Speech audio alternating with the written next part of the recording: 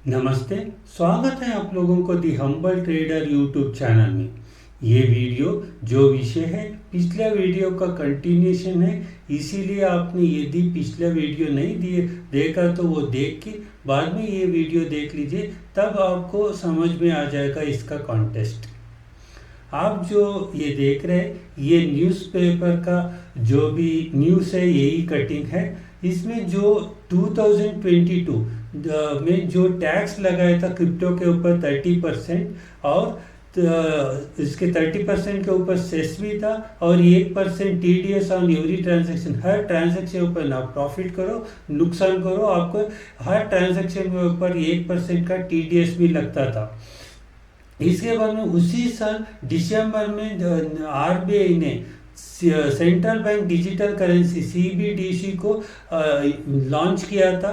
वो जो digital e-rupee बोलते हैं क्रिप्टो करेंसी है, ये भी CBDC इसको लॉन्च किया था। इसके बाद में जो भी 2022 में जो टैक्स लगाया था ये इन्होंने इस इरादे से लगाया था कि 2018 में इन्होंने बैन किया, बाद में 2020 में जो बैन को सुप्रीम कोर्ट में लिफ्ट किया था। लिफ्ट करने के बाद इन्होंने ये सोचा कि बड़ा सा टैक्स लगा के ये क्रिप्टो करेंसी ट्रेड ही नहीं कर पा रहे, ऐसा करना है और क्रिप्टो करेंसी को ही देश से बाहर भगाना है और हमारा लोगों को क्रिप्टो से दूर रखना है करके ये इरादा था। इस इरादे से इन्होंने किया था जो बड़ा टैक्स लगाने का डिसीजन। जब 2-3 साल के बाद इनको अब पता चला उसका दुष्परिणाम क्या हो गया, उसका नुकसान क्या हो गया और जो डिसीजन लिया था वो गलत हो गया करके इनको अब पता चला। इसके बाद में इन्होंने जो जून से इन्होंने वाइट पेपर बेस्ड ओपिनियन पूछना शुरू किया था। उसका ओपिनियन जो भी अगस्त में एक न्यूज़ आर्टिकल आया था 2018 में, ये चीज़ को मैंने एक वीडियो में कवर भी किया था। Central board of direct tax CBDT इन्होंने क्वेश्चनर लिखा था। जो भी क्रिप्टो करेंसी प्लेयर से पूछा था कि वर्चुअल डिजिटल एसेट्स के बारे में, जो भी है क्रिप्टो करेंसी के बारे में, which agency should administer such a structure करके, कौन क्रिप्टो पॉलिसी करना है या कौन ओवरलुक करना है क्रिप्टो करेंसी के लिए करके ये क्वेश्चन है। Whether the present tax regime, जो टैक्स 2022 में लगाया था बड़ा सा टैक्स, उसके बारे में पूछ रहे हैं क्या हुआ है करके, उसका दुष्परिणाम। Driven out traders and businesses to the foreign source. Traders कौन है? मैं और आपके जैसे लोग जो भी क्रिप्टो में इन्वेस्ट करना चाहते हैं, ट्रेड करना चाहते हैं डायरेक्ट क्रिप्टो में, उनका बारे में पूछ रहे हैं। उनका जो वॉल्यूम है देश से बाहर कितना गया करके पूछ रहे हैं। और दूसरा है बिजनेसेस जो भी होते हैं क्रिप्टो रिलेटेड बिजनेसेस, जो भी एक्सचेंजेस हो या क्रिप्टो प्रोजेक्ट्स हो, जो भी क्रिप्टो कॉइन्स प्रोजेक्ट्स है उनके बारे में पूछ रहे हैं। वो देश से बाहर कितना गया और जो भी प्रोजेक्ट्स थे वो भी बहुत प्रोजेक्ट्स बंद होके पड़े जो बाहर नहीं जा सके। और जो भी ट्रेडर्स है वो P2P ट्रांसफर करके डॉलर परचेज करके वहाँ से दूसरा एक्सचेंज में देश से बाहर जाके वहाँ पर एक्सचेंज में ट्रेड कर रहे हैं, क्योंकि इनको इंडियन रुपी से डायरेक्टली इन्वेस्ट करके ट्रेड करने का क्रिप्टो करेंसी में इन्वेस्ट करना या ट्रेड करना संभव नहीं है, क्योंकि इंडिया में Indian rupee backed stable coin एक भी नहीं है, उसको परमिशन ही नहीं मिला क्योंकि गवर्नमेंट सपोर्ट नहीं कर रहा था। इसीलिए कोई क्रिप्टो स्टेबल कॉइन को परमिशन नहीं मिला।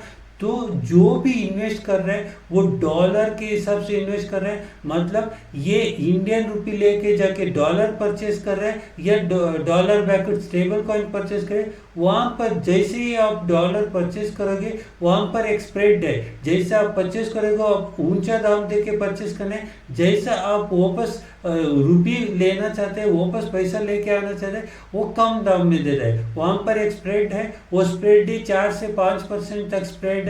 वो सीधा सीधा नुकसान है जो भी डॉलर परचेज करके। और दूसरी बात है ये नुकसान भी है, और दूसरा है डॉलर को आप इम्पोर्टेंस दे रहे हैं, डॉलर को डिमांड दे रहे हैं, उस वजह से डॉलर का वैल्यू भी बढ़ रहा है। इसीलिए इंडिया जैसा ये डिसीजन लिया और डॉलर को इम्पोर्टेंस मिल रहा है, इसमें इसी वजह से डॉलर इतना स्ट्रांग हो चुका है। जो भी सरकार को तो पता चला क्या गलत हो गया, फिर भी इन्होंने डिसीजन ले, जैसा ये न्यूज़ है, इस न्यूज़ देखते देखते तुरंत जल्द 2-4 महीने के अंदर पूरा एक क्रिप्टो पॉलिसी आ सकता है करके पूरा उम्मीद है।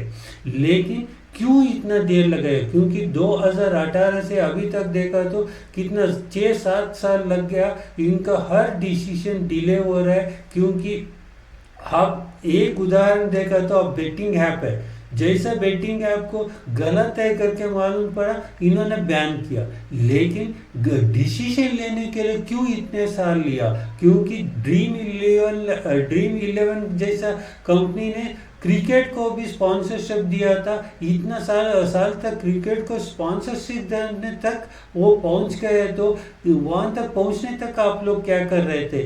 क्यों आपने तुरंत जैसे वो गलत करके नजर आया, क्यों आपने एक पॉलिसी लेके उनको बंद क्यों नहीं किया?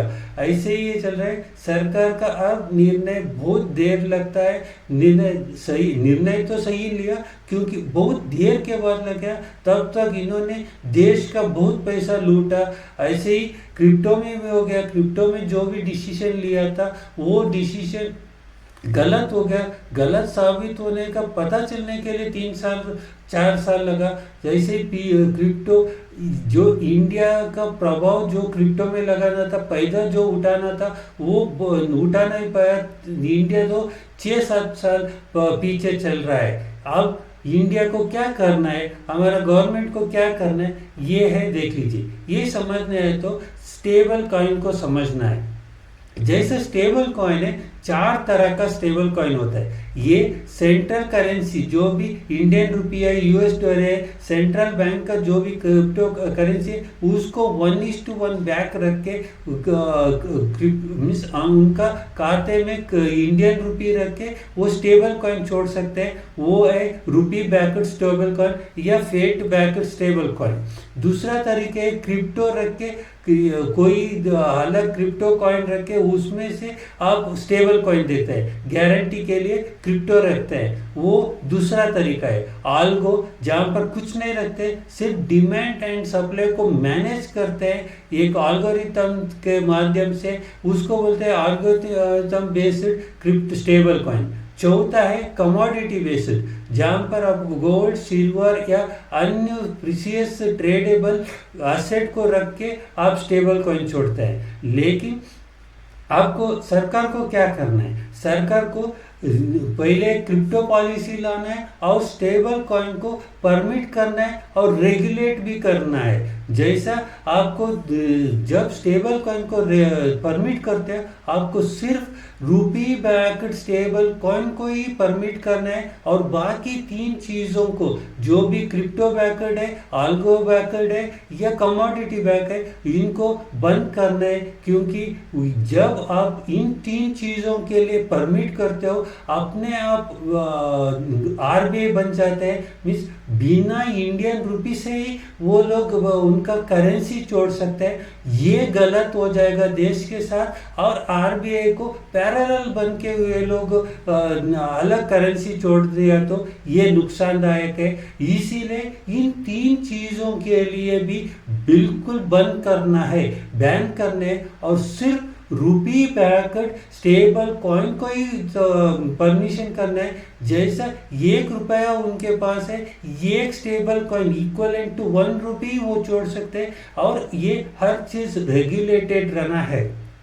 और बैकअप में क्या क्या रख सकते हैं, और जैसा मुझे 1 रुपये का स्टेबल कॉइन चाहिए तो मैं उस कंपनी को 1 रुपये देके एक स्टेबल कॉइन खरीद लूँगा। लेकिन वो स्टेबल कॉइन उन्होंने जो उनका खाते में रखते हैं, स्टेबल कॉइन का बदले में खाते में जो भी बैकअप रखते हैं, वो क्या चीज़ में रख सकते हैं। इनको 3 ऑप्शन देना है। इंडियन रुपी डायरेक्ट देना है, क्योंकि लोगों से इंडियन रुपी कलेक्ट होता है, या आगे एडवांस जाते जाते इन्होंने डिजिटल करेंसी, जो सेंट्रल बैंक डिजिटल करेंसी है, वो भी लेके स्टेबल कॉइन दे सकते हैं। ये दो, और इस जो भी कलेक्ट हुआ मनी है इन्वेस्टमेंट के तौर से बॉन्ड में इन्वेस्ट कर सकते हैं, और जो जैसा बॉन्ड, गवर्नमेंट बॉन्ड या जो भी प्रोजेक्ट्स रहते हैं, वो फंडिंग उठाने के लिए वर्ल्ड बैंक से कहीं और दूसरे देश से फंडिंग उठाते हैं,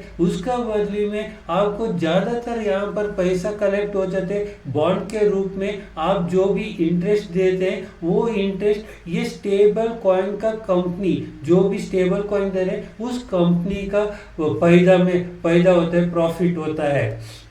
जैसा ये एक अच्छा यूज केस है, जब आप क्रिप्टो करेंसी में इन्वेस्ट करना, ट्रेड करना है तो इंडियन रुपी से ही सीधा करते हैं। जो स्प्रेड रहता है यूरोस डॉलर में कन्वर्ट करने का स्प्रेड रहता है वो बचा सकते हैं, वो एक अच्छा फायदा है। और भी क्रिप्टो का और भी एक बड़ा फायदा है, वो भी आपको जानना है, क्योंकि जब बाहर से हमारा देश से जो भी एनआरआई से देश से बाहर है काम कर रहे हैं, उनका फैमिली के लिए रेमिटेंस भेज रहे हैं, पैसा भेज रहे हैं, जब वो पैसा भेजते हैं वो ज़्यादातर स्विफ्ट, अमेरिका जो भी स्विफ्ट सिस्टम है वो यूज़ करके वो लोग पैसा भेजते हैं। जैसा वो पैसा भेजते हैं, पैसा जो डॉलर खरीदने के लिए अलग रेट है, डॉलर बेचने के लिए अलग रेट है, वहाँ पर एक स्प्रेड रहता है। जैसा आपको बहुत लोगों को मालूम है जिसने भी बाहर से भेजा है, वहाँ पर 5 से 6% तक नुकसान होता है। जो भी मिड रेट है वो छोड़ के सेलिंग रेट अलग रहता है, बाइंग रेट अलग रहता है। वो शिफ्ट से माध्यम से जो भी पैसा रहता है सीधा 5-6% का फायदा उठा रहा है शिफ्ट सिस्टम। वो सिस्टम किसका है? अमेरिका है। आप जो भी बाहर देशों से हमारा देश के लिए पैसा भेज रहे हैं, इंडियंस का मेहनत वाला पैसा इंडियंस के लिए भेज रहे हैं, उसमें 4-5% अमेरिका सीधा फायदा उठा रहा है और वो लूट रहा है। वो आपको स्टॉप करना है तो आपको एक ही तरीका है, जैसे यूपीआई से भी बहुत कोशिश किया, उससे भी बहुत अच्छा तरीका है क्रिप्टो करेंसी का माध्यम से वहाँ से पैसा भेजना है। जहाँ पर 4-5% या 6% तक लग रहा है, डिपेंड अपन जो कंट्री से आप भेज रहे हैं, वो परसेंटेज जो चार्जेस लग रहा है वो सीधा घट के 0.1% तक आने का चांस है। 0.1, 0.2 जो भी है, उतना कम पैसा में आप चार्जेस में आप पैसा बेच पाएंगे तो सीधा सीधा ये देश का मुनाफा है, देश का लोगों का मुनाफा है। ये एक यूज केस है। ऐसे ही हजारों यूज केस बना सकते हैं क्रिप्टो से। आपको क्रिप्टो रेगुलेट करना है और हर वैलेट को केवाईसी किया तो बस हो गया, और हर ट्रेडिंग अकाउंट को केवाईसी करना है, तब आप हर कंपनी रेगुलेटेड में आना है। आप जैसा आप इंडियन रुपीज से स्टेबल कॉइन खरीदोगे वो भी इनवर्ड, जो भी आप शेयर खरीदते हैं आप इंडियन रुपी देके शेयर खरीद लेते हैं, और प्रॉफिट या लॉस होने के बाद वापस आके आप बेचते हैं। बेचने के बाद आपको वापस इंडियन रुपी में बाहर आता है पैसा। जैसे ही यहाँ पर ये शेयर मार्केट के जैसे ही क्रिप्टो मार्केट है, यहाँ पर जो भी मनी प्रोड्यूस नहीं होता है, मनी एक हाथ से दूसरा हाथ में चले जा रहा है, यहाँ पर कहीं उत्पन्न नहीं हो रहा है। आप जब स्टेबल कॉइन के ऊपर एकदम से कंट्रोल रखोगे और रुपी बैक स्टेबल कॉइन ही रहता है, हर वैलेट आपको केवाईसी किया हुआ है और हर एक्सचेंज के ऊपर आप नज़र रखते हैं, तब आपको मतलब गवर्नमेंट को अच्छा टैक्स भी मिलता है, वेल रेगुलेटेड भी रहता है और रुपी एकदम से स्ट्रांग हो जाता है। ऐसे ही हजारों केसेस है जहाँ पर क्रिप्टो या ब्लॉकचेन आप यूज कर सकते हैं। इस ब्लॉकचेन यूज करने से आप देश को बहुत फायदा है, इसीलिए बहुत फायदा है। और भी देखा है तो अब बहुत सारे क्रिप्टो करेंसीज जो स्टेबल कॉइन्स तैयार होके बैठे लॉन्च होने, जैसे ही क्रिप्टो पॉलिसी आ जाता है ऐसे ही आप मान लीजिए यहाँ पर एक चमत्कार हो जाएगा। क्रिप्टो पॉलिसी का तैयारी तो चल रहा है और 2-3 महीने के अंदर इसके बारे में पूरा जानकारी मिल जाएगा। जैसा क्रिप्टो पॉलिसी आ जाएगा, आप स्टेबल कॉइन को मेरा जैसा न्यूज़ में देखा तो मुझे पता चल गया कि ये 5-6 स्टेबल कॉइन का तैयारी होके बैठे है। जैसे ही क्रिप्टो पॉलिसी आएगा, स्टेबल कॉइन लॉन्च होगा। उसमें से एक है ट्रू INR, TINR इसका कॉइन है, और एक है INRT है, और INRU एक है, INDC एक है, और INRX भी है, INRC भी है। ऐसा अलग अलग क्रिप्टो करेंसी स्टेबल कॉइन आने के लिए तैयार है। जो 4-5-6 स्टेबल कॉइन का नाम तो मैंने ही बता दिया। इसके बाद लेयर 1 भी लगभग 5 लेयर का जैसा तैयार होके बैठा है। जैसा क्रिप्टो पॉलिसी आएगा वो भी लेयर 1 भी लॉन्च होगा। और मीम कॉइन और टोकन्स का तो आप बात ही छोड़ दिए, 30-40 तक आने का पूरा चांस है। जैसे ये वो तो लॉन्च होने के लिए ज़्यादा टाइम लगता है। और जियो कॉइन, ये सब आपको सर्कमस्टेंस देखते हुए आप जैसा आप एक सेकंड रुकिए, जैसा आप ये सब सर्कमस्टेंस से इतना पूरा जानकारी मिलने के बाद आपको एक विश्वास मिला होगा। जब मैंने तीसरा या चौथा वीडियो इस एपिसोड में बनाया था कि 1000 तक पहुंच जाएगा जियो कॉइन करके, तब आपको बहुत लोगों को शक था कि डाउट था कि वो 1000 पहुंचेगा या नहीं। अब इतना सब सर्कमस्टेंसेस पता चल गया कि कितना कॉइन आने वाला, क्या स्ट्रक्चर आने वाला। जब INR बैक्ड स्टेबल कॉइन आ जाएगा, और सिर्फ INR जो भी इंडिया में ट्रेडिंग करेंगे या इन्वेस्टमेंट करेंगे, उनका रूट एक ही दिया जाएगा कि INR बैक्ड स्टेबल कॉइन ही रहना चाहिए और दूसरा कोई माध्यम ही नहीं है। तो आप कितना बड़ा प्रभाव डालेंगे क्रिप्टो वर्ल्ड में, जो क्रिप्टो मार्केट में जो बड़ा हो है। तब जियो कॉइन भी आएगा। जियो कॉइन का भी बड़ा यूज केस है। वो जब भी आएगा वो एकदम प्रूवन यूज केस बन जाएगा। जैसा आप इन्होंने 4G जो जियो मोबाइल छोड़ा था, मोबाइल सर्विस छोड़ा था, तब क्या इम्पैक्ट किया था, उसी इम्पैक्ट आएगा। जैसा आप 1000 रुपये का वैल्यू बता रहा हूँ, वो भी पार करने का चांसेस बहुत अच्छे से नज़र आ रहा है।